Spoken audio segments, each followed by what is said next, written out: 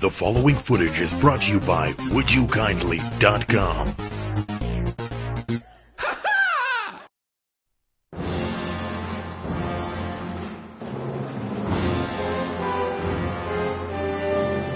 Many great video games get movies. Most of them are pretty bad, and some are bad in the funny, campy kind of way. Then there are those that would drive actors to do drugs and heavily drink till they killed themselves. Happens to most actors, really. Maybe they should stop acting in bad movies. But we're here to talk about a movie game based on a game that was so bad, it's funny. We are talking about the Street Fighter, the movie game for the Sega Saturn and the PlayStation. How bad could this game based on a movie that's based on itself that's based... screw it! I'm tired of trying to explain this. The game machine starts now.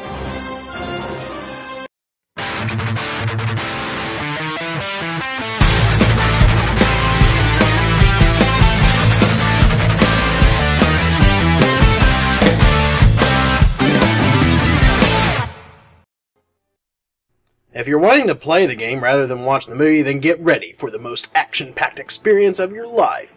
And by action-packed, I mean sitting through slideshow with text in them and random fights with branching paths.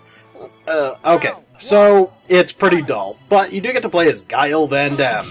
I believe that's his full name. If not, it should be. This mode isn't very fun unless you really know how to use Guile, unlike me. You won't get very far at all. Also, once you make a choice, you're stuck with it, and if you want to exit out to the other modes, you gotta restart the system. Not even the power of Guile Van Damme can save this mode. You're better off just watching the movie or taking a nice poop. You lose!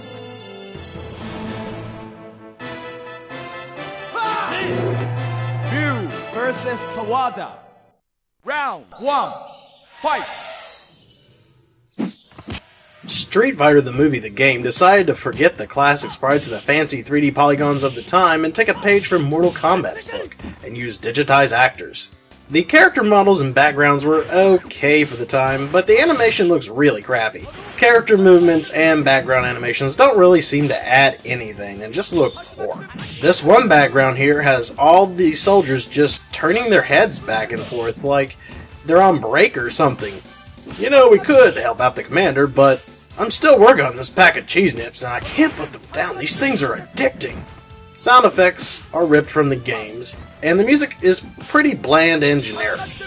If at all possible, I'd say go for cheese nips. You win! Round 1. Fight!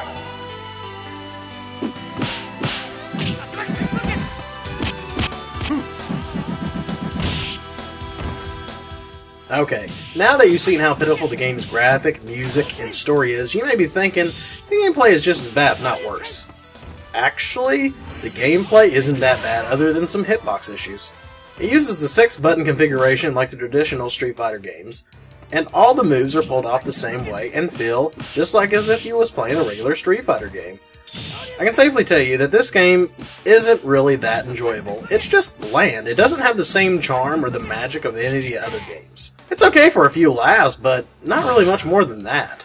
Speaking of laughs, look at this new character they got for the game called Captain Sawada.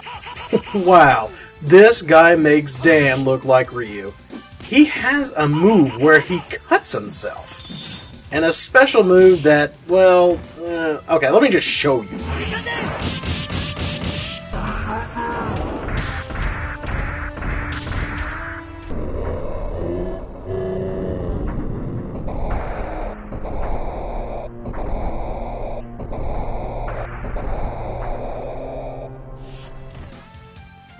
They didn't even animate him running.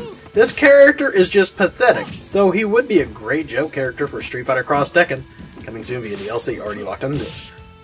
I'm sure after this video is over, someone is planning a Kickstarter for this. Come on, Captain Sawada, let's see what you got.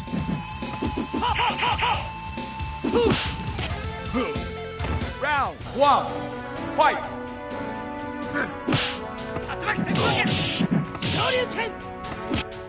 All in all, the Street Fighter movie game isn't as horrid as the craptastic Shaq Fu, but it can't even come close to the best of its own series. This game is super cheap. I paid $3 for it, and I had my laughs with how bad it is. So, only get this if you're curious, or you have some nostalgia for it, or if you find it cheap. As for the movie, I may go watch it and eat some cheese nips and put myself into a cheese coma. So till next time, gamers, game on!